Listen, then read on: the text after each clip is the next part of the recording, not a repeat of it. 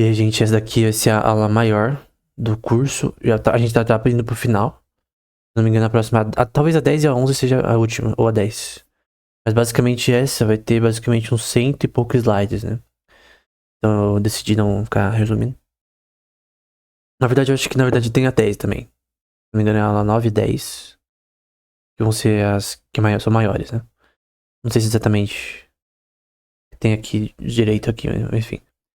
A gente vai falar sobre vários temas. Eu coloquei exército, soberania e guerra, mas tem vários temas. Eu não vou falar sobre a guerra de Revolução Americana, que o foco aqui é economia. E eu tenho alguma coisa pra tirar outra, mas eu não vou falar sobre esse tema. Eu vou focar só em aspectos melhores, né? Bom, em 1760, a Grande Guerra Franco-Indígena na América, entre a Grã-Bretanha e a França, havia terminado, com a Grã-Bretanha como o senhor absoluto do Canadá e de todas as terras a leste do Mississippi. O Tratado de Paz de 1763, entre os beligerantes da Segunda Guerra Mundial, conhecido na Europa como Guerra dos Sete Anos, completou a expulsão da França do continente americano. Aqui eu acho que não traduzi corretamente. Isso aqui é muito antes. Isso aqui é muito antes, tá? Ele falou de um termo que não tem a ver, no caso. Além disso, a política de laissez-faire de Walpole Newcastle em relação às colônias permitiu que as assembleias coloniais representativas arrancassem o poder efetivo aos governadores nomeados pela realeza. Então você tá tendo assim, uma liberdade das colônias de fazer o que elas querem. Exercendo poder sobre da bolsa, sobre os impostos e dotações coloniais, incluindo o nomeamento e salários dos próprios governadores. Né? Então, você já tinha uma política que visava uma liberdade das colônias em relação à forma que eles conduziam as coisas ali, né? Assim, de 1720 até a década de 50, né? As colônias americanas foram virtualmente, de fato, independentes do controle imperial. Então, você tem um espaço aí de 30 anos de, no geral, independência. Uma independência forçada por um espírito de ideologia libertário, segundo Rothbard, né? Avidamente absorvidos pelos escritores e jornalistas libertários radicais ingleses. Por isso não vai manter, tá? Isso não vai se manter. Depois a coroa inglesa vai ficar livre de todos os seus inimigos e vai conseguir focar nas colônias. Então vai ser dito aqui, né? Os britânicos estavam agora livres depois de conseguir livrar de todos os problemas que eles tinham, né? Para subjugar os rebeldes colonos americanos e impor um sistema abrangente de controle político, né? Então não tinha guerra rolando, não tinha merda acontecendo pra... Já tinha passado a Guerra dos 7 Anos contra a França, enfim. Então agora eles tinham total tempo e recursos para fazer isso. Para sua surpresa, a metrópole descobriria que os americanos não ficariam parados enquanto ele impunha seu grande plano imperialista, né? Impulsionada pela sábia política Whig, Walpole Newcastle Pagan, que tem a ver com aquela política que a gente viu anteriormente de liberdade das colônias em relação às coisas, como eles fazem as coisas do ponto de vista político, e pelo direito de se cobrar seus próprios impostos. Então as colônias queriam falar, a gente cobra nossos próprios impostos, a gente faz as nossas coisas da nossa forma. A América foi autorizada a florescer com uma boa medida de independência. Então você tinha uma certa independência. A coroa não saiu totalmente, obviamente, mas eles tinham meio que uma independência, né? Eles tinham pitacos na forma que eles faziam as coisas. Eleição e coisa do tipo. Tinha ainda oligarquias que eram feitas de forma interna, né? A gente já falou disso várias vezes. Às vezes, talvez nem tanto da coroa inglesa. Da própria oligarquia. Que ainda existe em democracia hoje em dia, obviamente. Toda democracia hoje é uma política. Mas você tinha também os oligarcas também que ferravam todo mundo. E vai ter uma parte que ele vai falar só sobre oligarcas. Controles vitais foram mantidos sob o poder imperial britânico, né? Então, a rede de correios, por exemplo, tem várias coisas ainda eram mantidas sob controle, mas no geral eles tinham uma certa independência. Não só as restrições comerciais não eram aplicadas e os impostos não eram cobrados, apenas agora o ponto principal que vai ser importante posteriormente, com consentimento. Posteriormente, os libertários posteriores da Revolução Americana vão dizer que o stamp tax, por exemplo, e o imposto sobre o chá, ele tinha que ser com consentimento americano. Ou de cada colônia, enfim. A Inglaterra não poderia, a coroa inglesa, impor as coisas sem consentimento das pessoas. Eles não poderiam decidir lá no parlamento o que eles queriam E os colonos aqui que se lasquem, estão do outro lado do mar. Não tem tecnicamente quase nada a ver mais. E eles são o novo povo. Então, já tem, cara, milhares de pessoas ali. Se a gente pegar a tabela que a gente mostrou anteriormente, tinha regiões extremamente populosas, né? Lembra-se Massachusetts, por exemplo, né? Mais populosas. Em milhares de pessoas.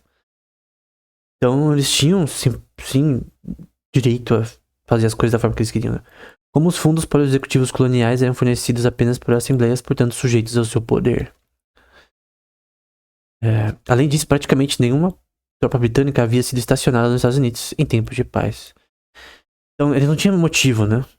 Posteriormente, eles vão ter motivo. E aí eles vão colocar tropas, uma lei que vai colocar tropas ao redor de pontos estratégicos dos Estados Unidos. Inicialmente, com a desculpa, a gente tá tentando proteger vocês contra franceses, né, de certo momento. Ou contra holandês, ou contra quem quiser invadir. Posteriormente, vai ser de fato para prevenir revolução, né? As tropas eram em grande parte confinadas à milícia colonial, recrutada e paga pelas próprias legislaturas coloniais, ou seja, era uma coisa interna. E aí você vai ter várias questões, né? Por exemplo, o imposto sobre a cidra conseguiu ser aprovado pelo parlamento, apesar de uma coalizão contrária, né? Mas a sua importância duradoura para os Estados Unidos residiu na intensidade da oposição popular. Então, meio que você tinha um parlamento tentando aprovar coisas nos colonos. Você tinha pessoas se opondo lá dentro e nos Estados Unidos. E a questão é, por que eles estão tentando fazer isso? Por que eles estão tentando cobrar esses impostos? Pra pegar mais dinheiro? Por quê? A custa de quem eles estão fazendo isso, né? Esse é um ponto que é levantado nesse livro continuamente, né? Liderando a oposição estava o North Brighton de John Wilkes, que distribuiu amplamente e popularizou o grande slogan liberdade, propriedade e nenhum imposto de consumo, né? Então, o imposto de consumo é o imposto em coisas que você compra. Então, basicamente, tem uma cota por área. Brasil, por exemplo. Então, na área têxtil, por exemplo, é uma cota de imposto específico. Na área industrial, na área de coisas relacionadas à comida. Dependendo do setor, tem impostos diferentes na legislação.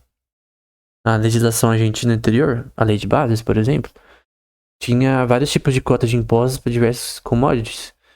Que eram de mais de 30%, cara. Isso ferra todo mundo, cara.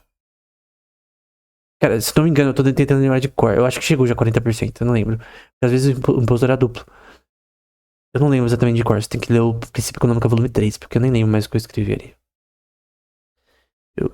Às vezes eu escrevo um bagulho, eu teria que rever, né? É que nem as imóveis, né? As imóveis, quando eu escrevi a fundação, depois eu fui reescrever a próxima parte, ele teve que ler de novo, né? Ele não lembrava mais, ele escreveu um monte de livro. As imóveis escreveu mais de 500 livros. Ele escreveu um monte de livro, nem mais lembrava que estava escrito em fundação, ele teve que ler de novo. Mas eu creio que tem essa parte que fala sobre essa questão da Argentina, né? No Princípio Econômico volume 3, creio eu. Então eles estavam falando que esse imposto de consumo seria imoral, por exemplo. Hoje é o imposto principal brasileiro. E aí você tem uma coisa chamada Grand Design. Que visava, por exemplo, um grande design inglês, por exemplo, visava cercar militarmente as colônias. O uso do exército para impor restrições comerciais e impostos, então você tem duas coisas. Restrições comerciais para quê? Para impedir que as colônias sejam competitivamente melhores que a Inglaterra, e impostos para coletar mesmo. E foi particularmente enfatizado pelo poderoso Lord Halifax, que após a morte de Egremont, em agosto, tornou-se secretário de Estado. Então você tem pessoas internamente nos Estados Unidos e fora tentando colocar restrições e impostos. E aqui, cara, é um prelúdio. É um prelúdio da revolução, da razão da revolução. Que é a Stamp Tax, que é aquele imposto em documentos, nesse contexto específico americano. Nesse caso, o Rothbard está falando que começou a ser redigido, só que o processo de colocar a Stamp Tax foi paralisado para ser aplicado posteriormente. Não sei se demorou um ano depois das pessoas começarem a estudar como seria aplicado. E cara, essa foi uma das principais coisas, tendo em vista o livro do Rothbard em relação à revolução. uma das principais.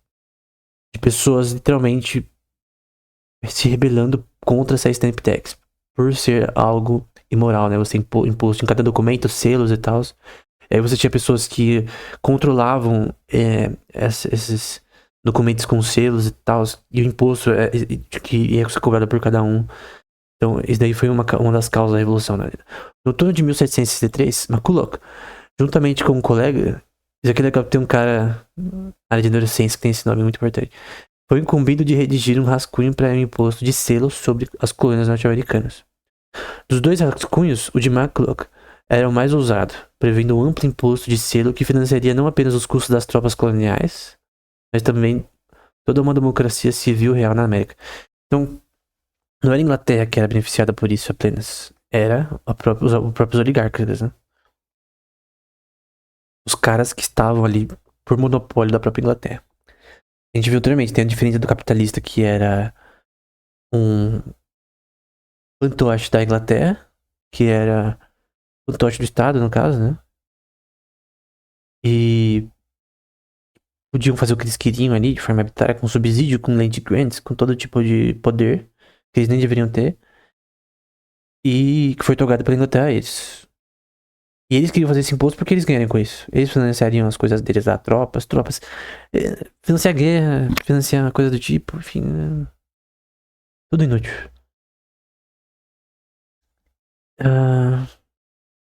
Eu já falei, né? E aí teve outra lei que também. Muita gente ficou muito brava por causa disso, muito puta. Que é o White Pine Act, ou Pinheiro Branco, né? A lei do Pinheiro Branco de 1763. Já perto aí da década da Revolução já. Wentworth apreendeu mais de 2.000 troncos de pinheiro branco no oeste de Massachusetts, que é a parte mais populosa das colônias, né? E alegou no tribunal do almirantado que as árvores eram legalmente reservadas à coroa. Então, peraí. Primeiro que florestas é res nullius, né? Do ponto de vista legal romano, que eu creio que isso é correto, é universal, res nullius, quer dizer que não é de ninguém. Florestas não são nem de ninguém. Você pode ter florestas privadas, ok, mas no geral florestas são de todos. Todos podem ir para uma praia pública. Tem leis, obviamente, você não pode, por exemplo, sair nu numa praia pública, que é imoral. Você não pode sair batendo nas pessoas. Tem leis, obviamente. Eu escrevi errado, tá? É res nullius. Tem leis do que você pode fazer ou não numa praia. Mas no geral é pública. Todo mundo pode ir lá e tal, de graça. Ela vai ter o único custo pra ir até a praia. Se ela morar perto, não vai ter esse custo, é isso. Agora tem praias que são privadas. Mas no geral tem coisas que elas não são de ninguém. E isso é uma propriedade legal muito importante. Se você não tem res nullius numa sociedade, tu é maluco. Não tem como tudo ser privado. Esquece essa ideia. Tem que ter res publicae, que é coisas públicas, res extra comércio, coisas que são públicas e não podem ser vendidas, e res privatae, que é coisas que são privadas, obviamente. A propriedade privada, por exemplo, sua propriedade é territorial, enfim, seus bens, seu dinheiro, enfim. Agora, a noção de res nullius é muito importante. E eu creio que existem coisas que são de propriedade pública e isso é normal. No meu ponto de vista monarquista, fazia Romanos 13 também. Mas eu não quero discutir agora esse ponto. Eu sou minarquista, mas libertário ainda assim. Então, libertário significa o quê? Que eu acredito em direito natural. Só isso. Que eu acredito no direito natural. Com direito natural você já tem libertarianismo, na minha concepção de direito natural, tá? No caso. E aqui é Romanos 13, né? Não é Romanos B, não. Enfim, foi uma lei imunda. E tem pessoa que, cara, essa lei nem funcionou, porque as pessoas. O que aconteceu? As pessoas começaram a cortar a árvore que nem louco, rapidão, pra essa lei não passar a pegar eles, no caso. Não funcionou. E obviamente essas árvores não eram na próxima da coroa inglesa. Primeiro que a coroa inglesa nem tá lá. Ela tá lá na Inglaterra. Como que ela tem posse das árvores nas colônias? É Bluetooth, né? Tem posse Bluetooth. É a teoria de Locke pro Bluetooth, né? Parece, né? Eu estudo trabalho do outro lado do céu. Trabalho com a Terra, né? A aplicação da lei do Pinheiro Branco rapidamente reativou a ardente hostilidade dos colônios da Nova Inglaterra, New England, às políticas da coroa. Os representantes de Wentworth foram ameaçados de espancamento e E até de assassinato pelo povo de Massachusetts. Os caras estavam putos mesmo. E os juízes de paz locais recusaram se ajudar a proteger os representantes da aplicação da lei, apesar das ordens do seu governador. Então as pessoas estavam, cara, isso não faz sentido, cara. Como que eles do outro lado do oceano têm posse das pinheiros que a gente tem na nossa. Onde a gente vive? Que tecnicamente não são de ninguém, a priori. Tem que ter leis, obviamente, de como que você pode fazer isso. Você não pode desmatar totalmente até. Que você pode ferrar também a ecologia ali e atrapalhar a própria razões de caça e coisas do tipo que vão ter impactos econômicos em outras áreas. Então, eu tenho um amigo meu que era da minha igreja, né? Ele me mudou dessa visão, né? Ele me mostrou que tem casos que você tem sim, que tem um estudo técnico em relação ao tipo de coisas que você não pode desmatar, porque você acaba criando problemas econômicos que afeta todo mundo na prática. Ele me mostrou um caso, por exemplo, de um cara que ele basicamente comprou um lago que era do lado de um condomínio privado, obviamente. E ele começou a fazer um monte de coisa naquele lago. Ele começou a trazer trator, construtor, e começou a fazer uns bagulho lá. Eu não lembro exatamente o que. Conclusão. Ferrou tudo ali. Ele basicamente começou a atrair um monte de animais indesejados para aquela área, pela forma que ele fez aquela construção. Começou a entrar um monte de capivara no condomínio, perto do condomínio, um monte de tipo de animais indesejados. Foi um caos. Então você ferrou as pessoas que moravam naquele condomínio, que era perto do mato, era perto de áreas arborizadas, né? Não era um lugar mais apenas, como posso dizer, urbano, né? E aconteceu que isso ele é um condomínio relativamente rico, né? Então, classe média, alta talvez. Então você tinha um cara sozinho, tava atrapalhando todo mundo e que morava lá. Aí teve conselho que falou, cara, você não pode mais fazer isso, você tá trazendo um monte de problema pra gente. Não era só a capivara, tinha várias questões que estavam atrapalhando, questões de filtração ao redor do condomínio. Cara, ferrou tudo, cara. E ele me convenceu através desse exemplo, que de fato ele vivenciou ali, que basicamente ele tava violando as condições, tava tornando precárias as condições da propriedade privada dos outros. Porque ele tava fazendo um bagulho nada a ver do lado da propriedade dos outros. Tava atrapalhando. Então é que nem alguém fazer uma construção do lado da sua casa e começar a ter rachadura na sua casa, como eu já vi alguns exemplos. O cara construindo um prédio. Acho que o Celso Humano foi numa casa de uma família que tava assim. Estavam construindo um prédio e a alegação é que a construção tava. Criou tipo uma vala embaixo da casa das pessoas que começou a criar buraco. Então o piso começou a ceder embaixo. Então você não tem concreto pra sempre assim pra baixo da terra. Você tem a fundação da sua casa e abaixo disso você tem outras coisas. Do ponto de vista geológico. E se você afetar a terra ao redor, você pode ter questões geológicas que você vai afetar tudo. Você pode afetar a propriedade dos outros. Então você não pode fazer certos tipos de construção que acabam violando a propriedade do seu próximo.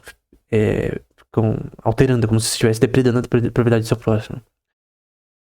Então, nesse caso, meu ponto é que essa lei era injusta, né? Não sei se eu consegui fazer o ponto bom. Mas esse exemplo que meu amigo deu esse amigo meu manja muito de economia, né?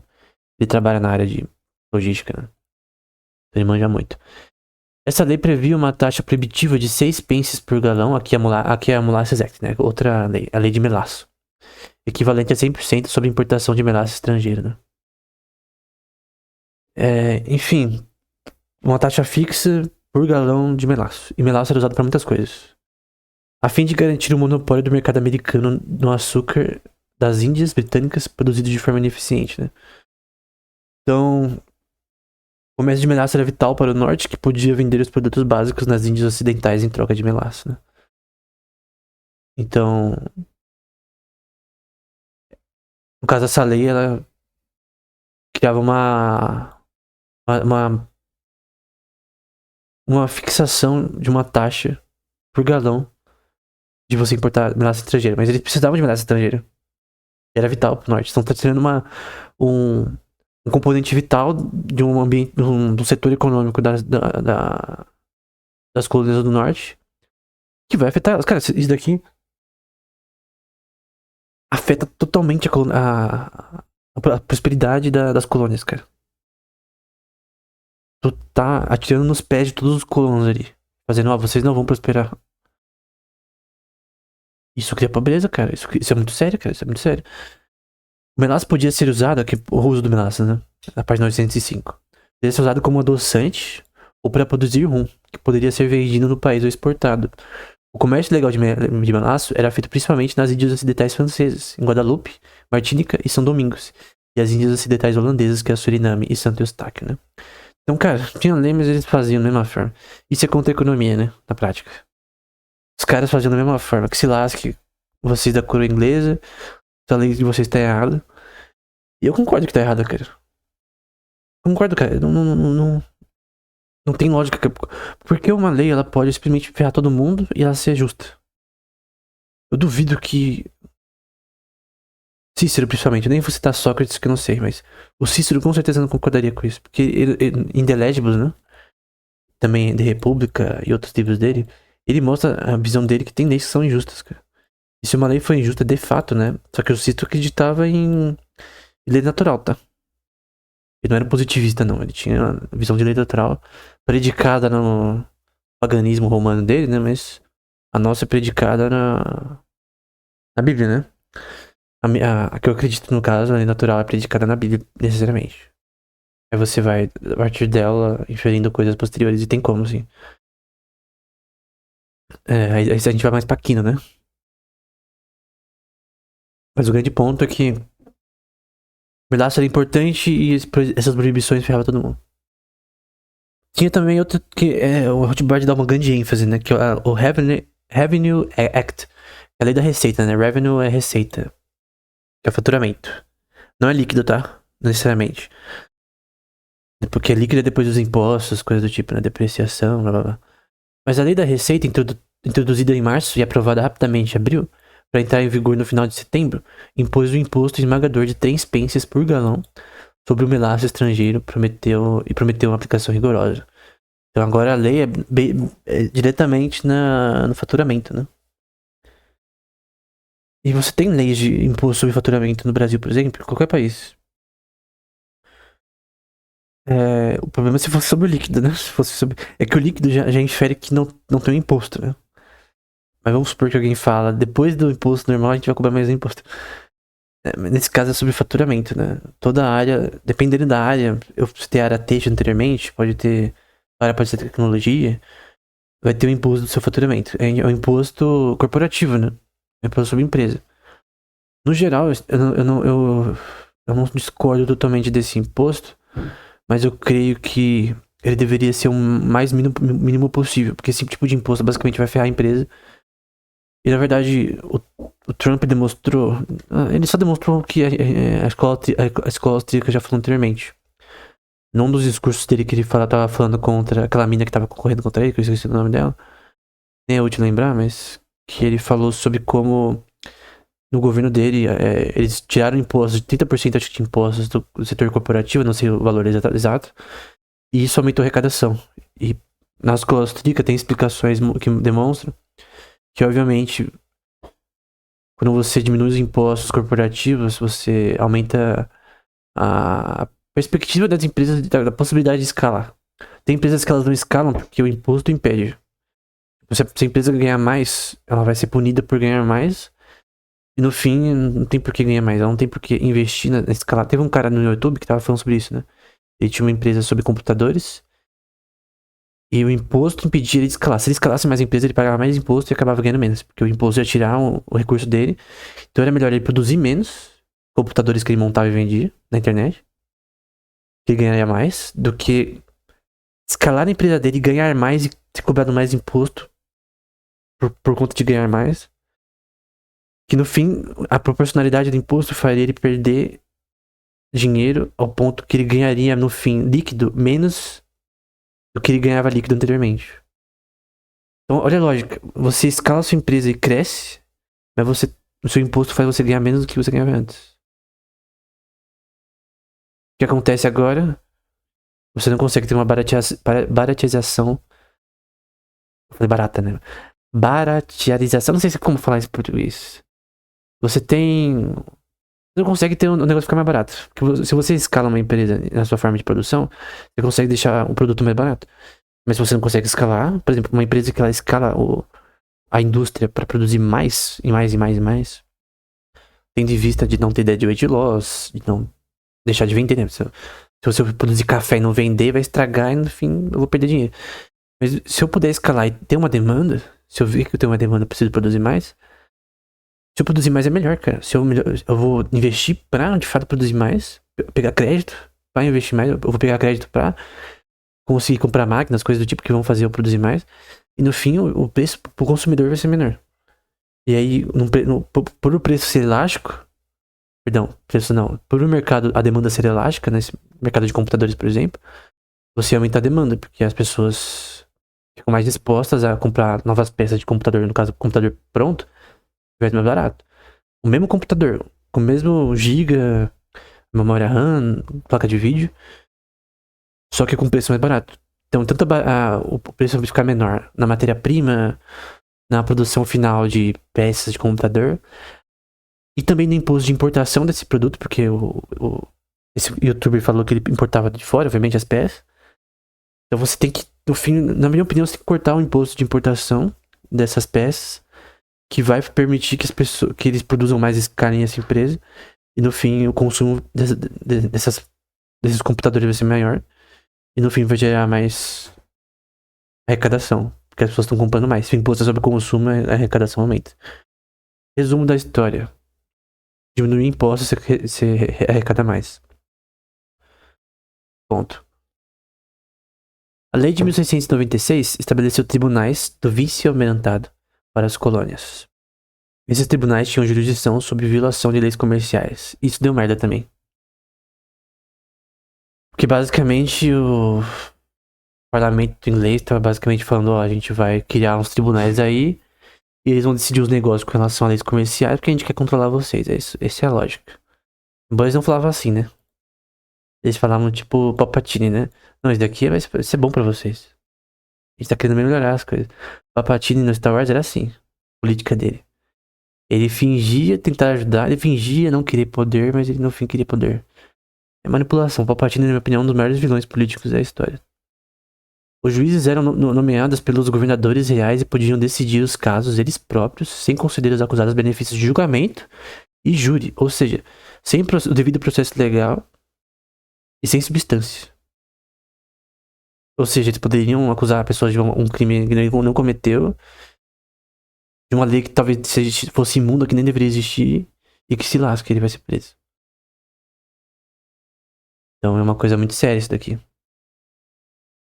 Controle do judiciário real total, né? Em primeiro lugar, a lei deixou bem claro que os tribunais do almirantado tinham jurisdição sobre todas as violações das leis comerciais e tributárias. Tudo. Tributárias de tributos, né? De impostos. E comerciais, de como conduzir as relações comerciais para fora, de exportação, importação e tal.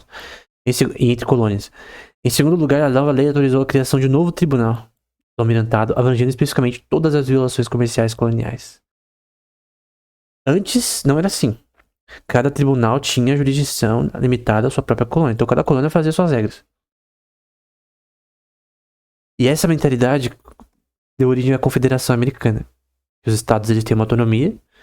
Não é uma federação, não é um pacto federativo que nem no Brasil. Infelizmente, no Brasil, é um pacto federativo e essa merda não funciona. Daí cria um controle por parte do governo maior, que é um tiro nas próprias pernas do próprio governo. Pacto federativo não funciona. Eu vou falar sobre isso, não em curso, mas em livro. Eu tô pensando em escrever um comentário sobre os Federalist Papers, né? Os papers federalistas do John Adams, os caras lá. Eu só sei do John Adams de cor. E os outros caras lá que escreveu sobre isso. Eu vou escrever sobre no futuro, né? Se Deus permitir. Então, essa lei de essa lei fez merda. Eu acho que é 1700, tá? Eu acho que eu coloquei errado. Não lembro exatamente se eu coloquei. Não, tem que ser esse daqui, né? Na verdade, tem que ser esse daqui. Porque 1696 já tinha tido a revolução. Conclusão disso, né? A maioria das disposições da execução dessa lei de receita foram propostas pelos comissários de alfândega e foram especificamente elaboradas pelo John Tyton, seu advogado, e Robert Yates, secretário do Tesouro, né? E a única oposição dentro da burocracia real foi expressa por William Wood, secretário dos comissários. Então alguém falou contra, né? Um idoso remanescente da era Newcastle estava claramente fora de sintonia com a nova ordem do imperialismo conservador e agressivo. Então tinha pessoas dentro do parlamento inglês que estavam falando, cara, vocês estão fazendo merda, velho. Vocês estão... Esse controle que vocês estão fazendo é muito abusivo, cara. Isso não tá certo. Isso tá errado. Isso vai dar merda. No fim deu merda. Então, a culpa da revolução foi o abuso do próprio imperialismo inglês. Essa é a mais pura realidade. E aí nessa parte, a gente já tá na página 112, né? O Rothbard vai começar a falar um pouco sobre questões de libertarianismo, né? Naquela época. Um ensaio, O Estado dos Direitos das Colônias, the State of Rights in the Colonies, não lembro de qual é em inglês, explicava uma imunidade das colônias em relação à tributação parlamentar e baseava seu argumento não apenas na Magna Carta, que é muito importante para direito, mas também no direito consuetudinário e nas leis da natureza das nações, na voz da razão universal de Deus. Então, leis da natureza, natural law, e a voz da razão, bom senso, racionalidade, apelando a leis da natureza, leis universais, a voz da razão e universal e de Deus, no caso, né? Então, sempre tinha um pensamento cristão também, né? Uma cosmovisão cristã, em todo esse contexto. Mesmo Locke, por exemplo. Ele falou contra a monarquia no começo, mas estava correto na minha opinião. Eu já escrevi sobre isso num livro de teologia. E o segundo tratado sobre o governo é a aplicação disso. Em certos aspectos, correto. Então, eles começaram a entender, cara, isso que a Inglaterra tá fazendo, ela é contrária à natureza, é contrária à racionalidade. Isso é irracional. Ela está ferindo nossa liberdade e a gente tá deixando... Isso não é certo, cara. Eles começaram a raciocinar. Isso não pode estar certo. Isso aqui foi uma questão acadêmica, tá? Foi um ensaio, não é uma lei, tá? As pessoas começaram a pensar, não é que a gente tá querendo se rebelar. É que eles estão violando a própria natureza criada por Deus. Eles estão criando a própria voz da razão. Eles estão fazendo algo que está ferindo nossa própria liberdade e é autoevidente. Eles começaram a pensar dessa forma, começaram a ter argumentos dessa forma. Né? E posteriormente a gente vai ver como esses pensamentos vão ser importantes, né? Então vai ser dito aqui, Nova York também não ficou para trás em seus protestos contra o imposto sobre o melaço, né? Do Molasses Act. A Assembleia de Nova York nomeou uma comissão em setembro de 1764 para redigir um protesto contra a violação do direito a ser tributado apenas por consentimento. Então, contra a violação. No caso, eles queriam que somente esse tipo de tributo... Beleza. O imposto sobre melaço. A gente quer consentir. A gente não concorda com isso daí. Por que a gente tem que concordar com esse imposto? De forma interna também. De forma interna também a gente tem que ter essa noção num país. E é cobrado algo que é injusto, que é burro e irracional, é óbvio que tá errado. Se uma lei é contraditória uma com as outras, se uma lei é errada, como aquela parte inútil na Constituição de função social, uma propriedade, coisa do tipo, se uma lei tá errada, obviamente, e você consegue sim aferir do ponto de vista racional isso, é óbvio que roubar é errado, você não precisa de prova pra isso. É óbvio que fraudar alguém é errado. Tem que, obviamente, na lei definir isso, para que tenha lá os julgamentos de forma correta. Mas é óbvio que não é errado. Que não é errado eu fazer uma lei que pune o cara que tá fazendo mal. Roubar é errado, por exemplo. Fraude é errado. Então tem que ter uma lei pra isso. O próprio discurso de Cícero, né? Ele cita Clístenes, né? Eu tava lendo em live, eu acho. Tava lendo um discurso de Cícero. Eu tava lendo um texto de Cícero randômico. Um discurso dele. E ele tava falando como as leis... nas leis de Clístenes, né? Na Grécia, né? O cara que criou a primeira democracia, entre aspas, né? Não era democracia de verdade. Era uma polity. Ele Ele dizia que não deveria ter uma lei de alguém que elimina o próprio pai, porque ele pensava que isso seria impossível, né? Ninguém seria tão hediondo. Porque às vezes você não precisa ter uma lei pra cada coisinha específica. Às vezes certas leis já reduzem a noção ao conceito geral, principalmente na Constituição. Então, por exemplo, os 10 mandamentos está ali escrito não matarás. Jesus, nos evangelhos, vai aplicar isso não só para o ato em si, mais óbvio, mas até para uma pessoa que chama a outra de rasca, né, de louca, sem motivo, já é réu do fogo do inferno, do ponto de vista de direito divino, que é outro tema, que é a relação de Deus para o ser humano, de punição divina, posterior, novamente. E no caso, o grande ponto é que você tem essa noção, né? Você tem essa identidade diferente nesse contexto, né? Mas o ponto que eles querem é que o tributo deve ser feito apenas por seu consentimento. Então, imposto somente sobre o consentimento do povo, né? Assim, a Remonstrance and Petition da Assembleia, a Commons, eu pulo aqui em inglês porque a Commons é a House of Commons, da Inglaterra, se posicionou contra a tributação sem representação diretamente com base no direito natural e da propriedade privada, né? Eles estavam defendendo o direito natural e propriedade privada. Um direito natural predicado numa cosmovisão cristã. Então esse libertarianismo, ele não é fora do cristianismo. É claro que tem autores que eles vão ser diferentes, eles vão ser mais céticos, vão ser mais... não sei se o termo deísta é correto. Que acredita em Deus, mas não no ponto de vista bíblico, né? Ele faz uma confusão louca, né? Eu já li um livro deísta, é um vômito de lixo, né? O cara comeu lixo e vomitou depois no papel. Mas o grande ponto é que tem, obviamente, pessoas que pensam diferente, mas no geral é uma revolução que tem aspectos de direito natural predicados numa cosmovisão cristã. E no contexto dos Estados Unidos, mais ou menos protestante, poderia dizer. Tinha várias correntes do protestantismo ali, algumas fizeram um monte de merda ao longo da história das colônias, mas no geral a visão deles era assim. A visão de Locke era assim, por exemplo. Então, a intenção de tal tributação não era simplesmente um privilégio, mas um direito natural da humanidade. Um direito inseparável da própria ideia de propriedade, pois quem pode chamar de seu aquilo que pode ser tirado conforme a vontade de outro, né? Ou o Rothbard tá citando alguém aqui, né?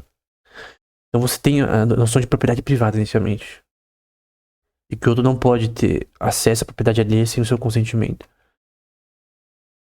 Em uma carta particular, o jovem Richard Henry Lee expressou sentimentos promissores para o futuro. Ele afirmou o direito inquestionável dos americanos a livre posse de propriedade e leis, e a leis e impostos criados por seus próprios representantes. Então, eles mesmos criam as leis, não um império lá do fim do mundo, lá do outro lado do Atlântico, mandava neles arbitrariamente quando queriam. Então, embora a comunicação lá era mais difícil, né? Não era por barco, né? Mas se fosse hoje em dia, com a tecnologia atual naquela época, seria um controle maior. Mas enfim. É incrível como a tecnologia também permite liberdade maior e um controle maior. É um paradoxo, né?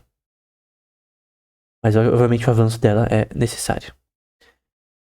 A opinião também do Reverend ou Reverendo Patrick Henry. Portanto, concluiu Henrique, ou Henry, né? Inexoravelmente, um rei, ao proibir atos de natureza tão salutar, como propriedade privada e tal, degenera de pai de seu povo em tirano e perde todos os direitos à obediência de seus súditos. Né? É tipo Cícero contra Augusto César, né? Essa visão que se o governante se torna um tirano, ele não tem mais moral. Ele perdeu a moral com o povo e o povo não é obrigado a aceitar. Em passagens bíblicas, por exemplo, você vê que Israel, ou até no Reino do Norte e Sul, eles se revoltavam contra os reis quando eles faziam besteira. A separação de Israel para Norte e Sul, na verdade, foi o rei anterior, que era o Roboão, queria, filho de Salomão, obviamente, né? Queria. Foi dado assim. Os conselheiros de Israel falaram: ó, o povo tá nessa vibe. Tu abaixa os impostos, porque Salomão cobrava uns impostos malucos de alto. E a gente vai, até pra construir tempo, por outras razões. E a gente vai te servir. Então você reduz os impostos, a gente vai te servir. Não é tirar, tá? É reduzir. Reduzir. E já estava no nível alarmante. Talvez eles queriam no nível, talvez, davídico. Da época de Davi, de Saul, sei lá. Que foi cobrado desde essa época. No começo da monarquia. Tinha, no caso, os que eram realizados do ponto de vista religioso, né? Aos levitas. Mas no caso também, além desse, que era voluntário, né, normalmente, agora, durante a monarquia, depois de Saul, com Saul, né? Até o próprio Senhor falou, lá em Samuel, eu acho que 2 Samuel, 1 Samuel, que, cara, vocês querem mesmo rei? Vocês vão ter que pagar imposto pro rei? Vocês querem mesmo rei? Vocês vão se ferrar. Vocês vão se ferrar. Essa era a ideia de que o Israel queria rei, mas não era pra ter rei. Não, a visão, o desejo de Deus ali que fica presente em Samuel, né? Porque Samuel também ficou bravo com o povo por conta disso. Era que continuasse a teocracia, né? Então eram instituídos juízes. Obviamente Deus ia colocar outro juiz ali. Mas o Israel não quis. Aí Deus falou: você quer rei? Ok, toma. Isso vai dar ruim no seu futuro. Vocês não querem me obedecer? Eu já sei o futuro. No caso de Deus. Deus falando, no caso. Eu já sabia o futuro. Eu sabia o que ia acontecer. Ia dar ruim essa monarquia. Mas quiseram. Aí você lê 1ª e 2ª Reis e 1ª e 2ª Crônicas. Você vai ver, cara. 97% dos reis era ruim. 97%. E os que eram bons eram os que obedeciam a Deus. Que é um punhado assim pequeno. Tanto no Reino do Norte quanto do Sul.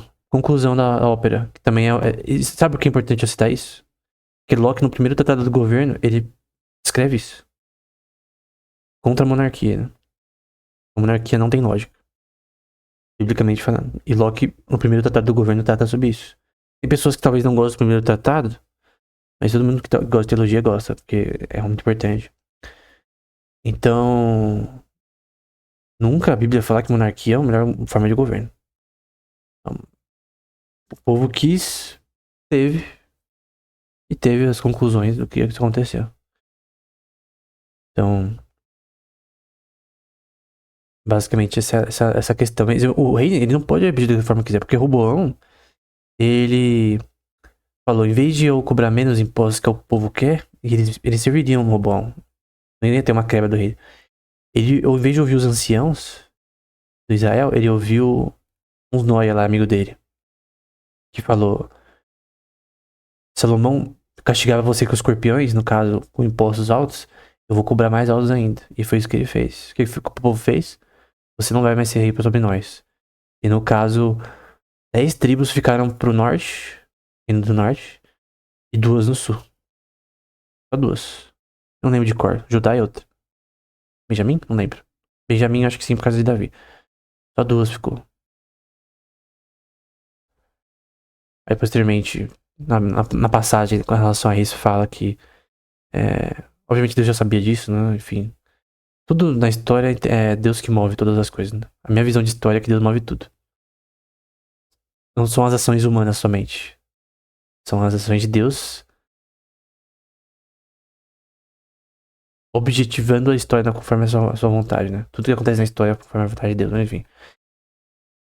Aí, finalmente, passou o Stamp Act, né? Eu falei anteriormente. Além de algumas tentativas patéticas de apaziguar Greenville, oferecendo-se para tributar, muitas colônias enviaram protestos contra qualquer projeto de imposto de selo juntamente com suas reações à lei do açúcar.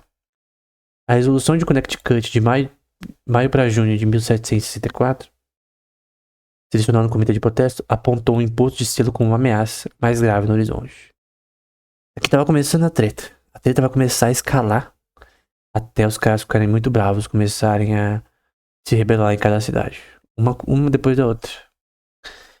Ingersoll alertou para a grande dificuldade que seria encontrada na cobrança do imposto, que, na opinião da maioria das pessoas, era contrário aos próprios princípios fundamentais de seus direitos e liberdade, naturais, primeiro, e constitucionais. Até mesmo alguns cidadãos mais ricos, acrescentou, ameaçaram emigrar para região, né? Outro país, caso tal imposto fosse cobrado. Então todo mundo foi contra. Não significa que a maioria faz as leis, tá? Que qualquer lei que a maioria decidir tá certo. É errado. Mas eles estavam dizendo o direito natural. Não é contrato social de Rousseau aqui. É lei natural. As penalidades eram severas. Provas sem selo eram inadmissíveis em qualquer tribunal. Você tinha que pagar imposto para qualquer prova. Violações podiam ser julgadas no tribunal do almirantado colonial sem julgamento por júri. Eles estavam especialmente sujeitos a um processo judicial. Funcionários, advogados que não usassem selos. Ou seja, você tinha que pagar o imposto para usar os selos e isso fazia seu próprio, toda a sua estrutura de negócio colapsar, né? Você tinha que pagar mais. Você tem que estar pagando a mais sem motivo por um selo. Cara, esse imposto do selo, cara, não serve de nada, cara. É só pra pegar mais dinheiro mesmo. Bem como qualquer de venda de panfletos ou jornais sem selo, né? Então tudo que tinha era documento, até que não é tão importante como panfleto e jornal, tinha que ter selo. Era comprado imposto, no caso, né? Não era só ter o selinho lá. Um imposto, né? E a primeira centelha de esperança, né? A primeira coisa a quebrar consternação silenciosa foi um artigo no Jornal Liberal. Foi um que vai ser citado bastante por Rothbard, que é o The Providence Gazette, de 11 de maio, sob o pseudônimo de Playman e Yeoman.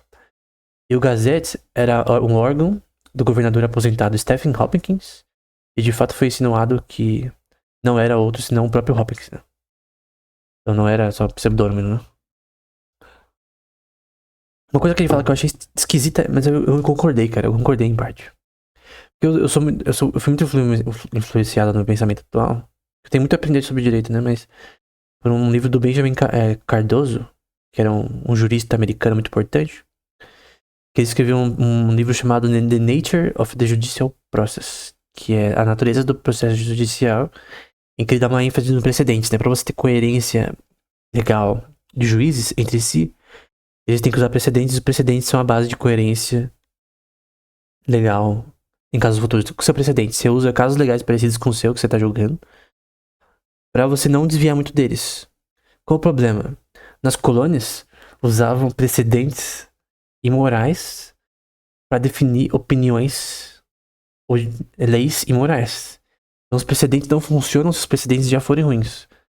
Se os juízes eles tiverem decisões ruins continuamente num tema, e tu usar essas decisões ruins no seu caso, tu vai ter o mesmo problema. Por isso que o positivismo não funciona, cara. Ele vai entrar num colapso. Porque cada juiz vai fazer o que ele quer e acabou.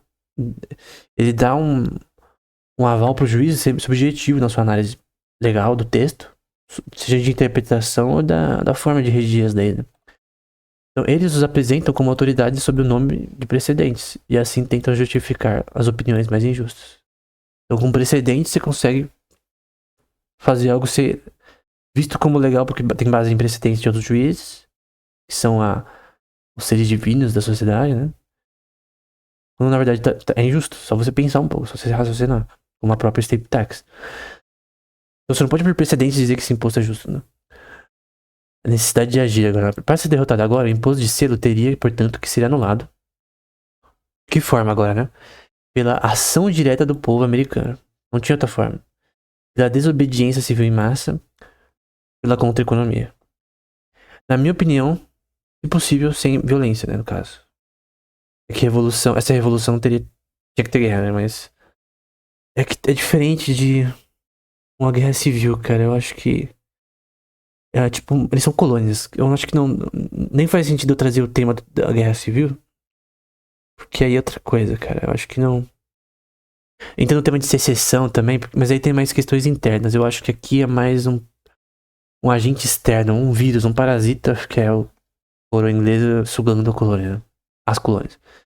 Em suma, o imposto não poderia ser efetivamente resistido nas assembleias, só poderia ser resistido e anulado nas ruas. As resoluções das assembleias seriam importantes apenas como uma forma de chamar pessoas a isso dar certo, né? Juntamente de pessoas seria assembleia, né? É o que o termo significa. Eclésia é o termo original para assembleia. Ajuntamento de pessoas, né? Depois foi usado pra igreja, mas enfim. O termo original em grego é eclésia, tem a ver com isso. Original. E na Grécia, na Ágora grega, né? Então, o grande ponto é que eles tinham que fazer alguma coisa, né? Senão não ia mudar as coisas. Só que isso daqui não foi do nada, tá? E eles já estavam na merda há uns 100 anos, praticamente. Tô assim, só arredondando o número, mas tem décadas que eles já estavam já sendo ferrados totalmente pela coroa inglesa, né? 14 de agosto, é um dia bem importante aí. Eis um dia para ser vivido em canções e histórias. Aqui é uma citação, tá? O primeiro golpe revolucionário fora desferido nos colonos contra a teimosia do grande desígnio britânico. Por muitos anos, 14 de agosto, agora é o George falando, foi celebrado em toda a América como o dia feliz em que a liberdade despertou de um longo sono, né? Ou como Sam Adams trovejou, o povo gritou e seu grito foi ouvido até os confins desse continente, né?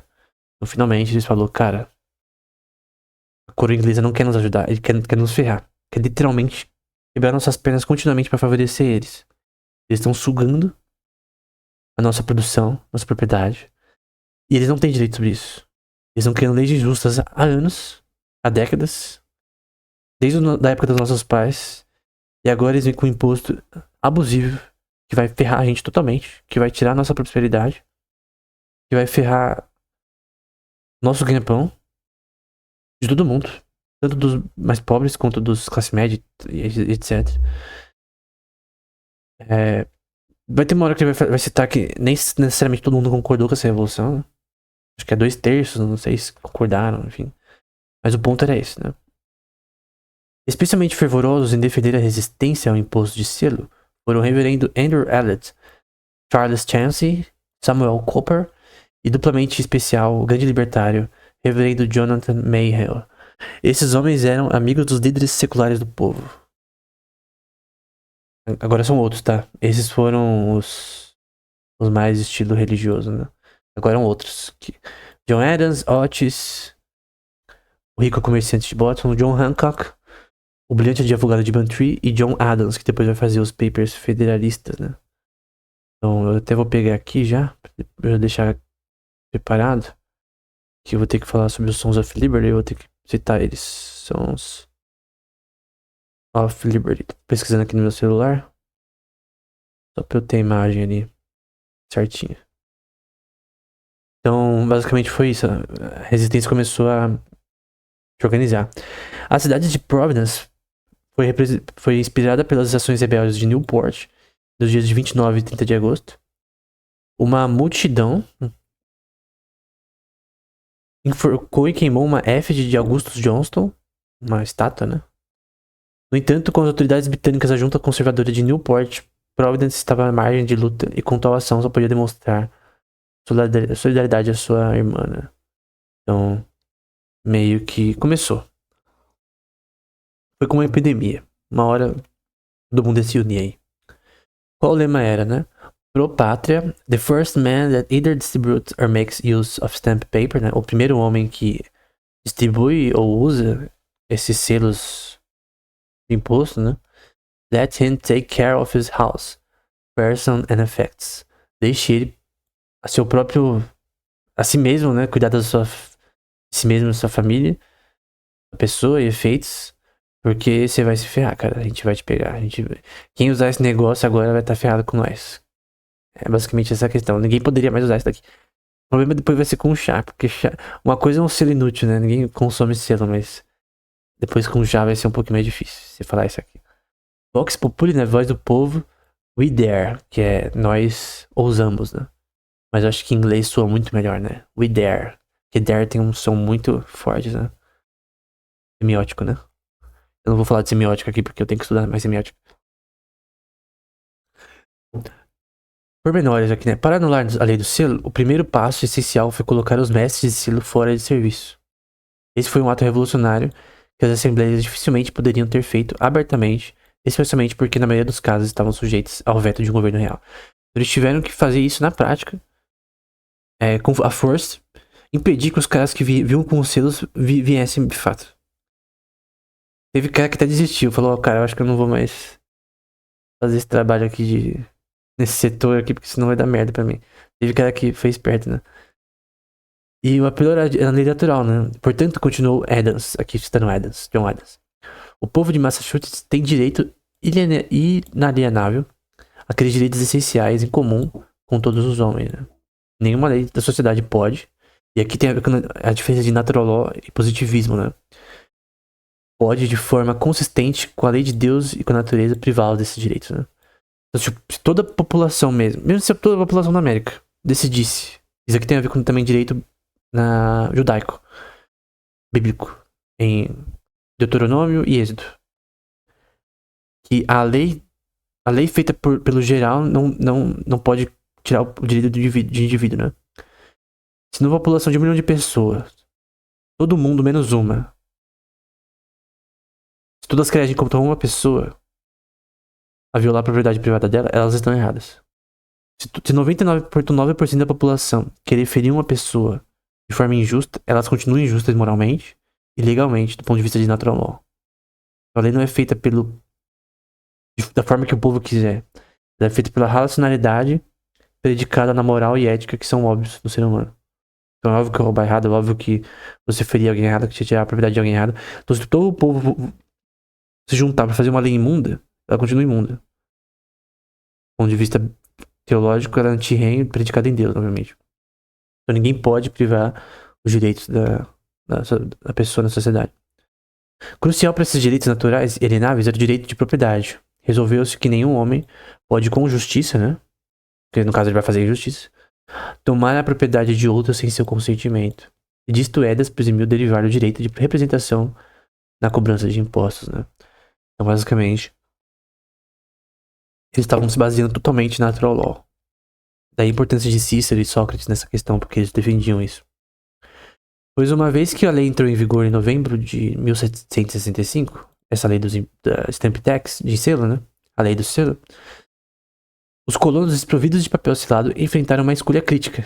Ou continuar com as transações normais, como se a lei do selo não existisse, ou interromper os negócios para não violar a lei. Aqui é contra a economia.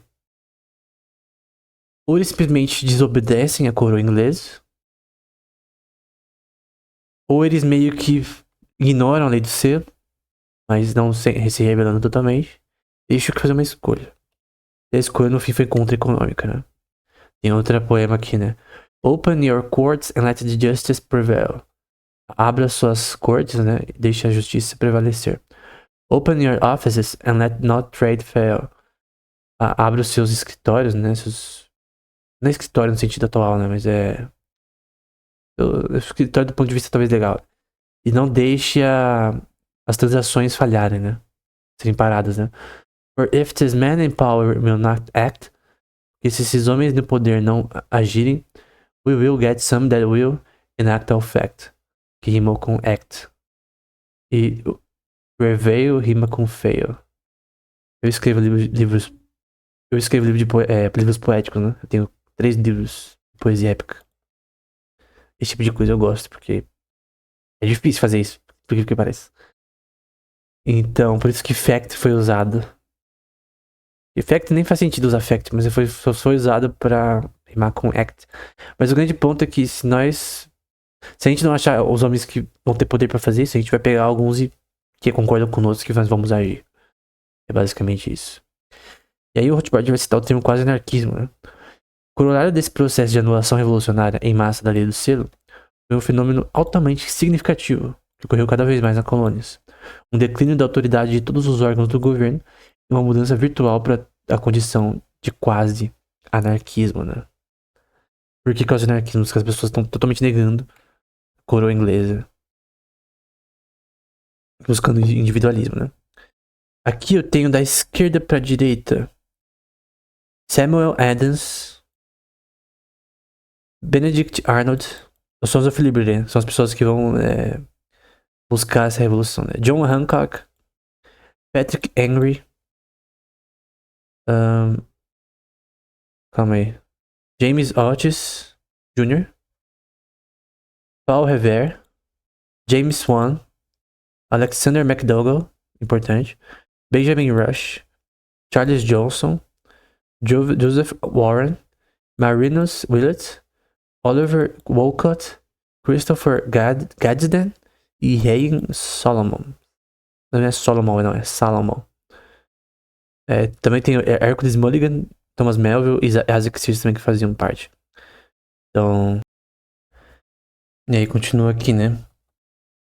Estrategistas avançados entre os filhos da liberdade, Sons of Liberty, perceberam que um conflito armado revolucionário contra a força britânica exigiria uma coordenação entre os rebeldes e todas as colônias. Então todo mundo teria que se juntar contra os ingleses, né? Não adianta eles ficarem sozinhos, isolados. Né? Afinal, eles queriam se rebelar do inimigo comum, né? Se livrar, né? Para tanto, é tipo Naruto, né? Quando as 5 aldeias se juntam, né? Os exemplos do Shilon. Pra ir contra o Madara, contra... Obito na prática, né? Contra o Madara e o... Qual o nome daquele merdinha? Do... Kabuto, né? Da guerra, né, e tal. Eles se moveram em direção a uma união das diversas organizações do Filhos da Liberdade. Por outro lado, como o foco estava em apenas uma única reclamação tributária, que é a Stamp Tax, seria muito mais fácil, como os eventos posteriores provaram, para a Grã-Bretanha acabar com a resistência revolucionária, simplesmente revogando o imposto. Então, cara, a Inglaterra foi muito burra. Ela poderia simplesmente falar, cara, vocês querem que acabe esse imposto específico? Esse é o problema. Eles não estavam com uma mentalidade ainda de revolução totalmente. Vamos fazer assim, a gente vai dar liberdade econômica pra vocês muito maior. Vocês vão decidir seus impostos por consentimento, vão fazer tudo isso. Vocês continuam sobre a voga da coroa inglesa, mas vocês vão ter mais liberdade. E eles de fato não dão, vamos supor que eles dariam mais liberdade. E não aconteceria a revolução. Pelo menos não naquele tempo. A Inglaterra foi burra. Muito burra, muito burra, muito burra. Ela poderia sugar mais os Estados Unidos. Obviamente isso seria imoral, né? Na verdade foi bom que ela foi burra, porque o que ela tá fazendo já era imoral, por sinal. A revolução tinha que acontecer. Mas ela foi muito boa. Aqui, por exemplo, tem uma imagem do próprio livro que é eles derrubando a estátua de George III. Dá pra ver como era a arquitetura e tal. Na época já era bem desenvolvida no geral, né? Aqui é o massacre de Boston, que a gente vai ver posteriormente. Eu não sei se pessoas foram eliminadas por causa disso, né? Tem pessoas de Boston, entre aspas, pagando imposto pro cara que ia cobrar, né? Enfiando no gargalo dele, né? Bravos com ele, obviamente, né? Eles simplesmente impediram que as pessoas fizessem esse ato, né? E basicamente é isso, né? Então essa foi a aula 9. Eu até pensei que ia ter mais. Mas na verdade tem a aula 10 também. Mas basicamente o ponto dessa aula foi mostrar como o prelúdio da Revolução, né? E como a Inglaterra estava com a Stamp Act. A lei do Sila na prática estava ferrando muito as colônias. E elas começaram a se juntar contra a Inglaterra. Mas eles também estavam tentando produzir uma visão libertária de pensamento com base em direito natural para de fato ter uma razão, né? Clara. Até posterior pro governo posterior, né? Que eles tinham. A própria Constituição, que ela foi baseada em relação de direito natural. Eles só queriam o mínimo para o governo funcionar. É um tratado minarquista, de certa forma, a Constituição americana, nos seus moldes originais, né? Mas enfim, era isso. Até o próximo